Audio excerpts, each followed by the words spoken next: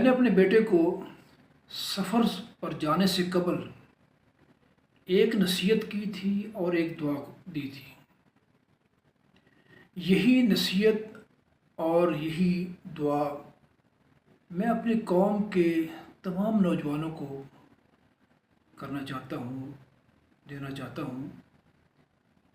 وہ دعا یہ تھی کہ حیا نہیں ہے زمانے کی آنکھ میں باقی، خدا کرے جوانی تیری رہے بے داغ۔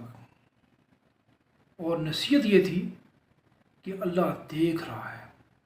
آج ہم کیمرے کی آنکھ سے تو ڈرتے ہیں مگر اللہ کی نظر سے نہیں ڈرتے۔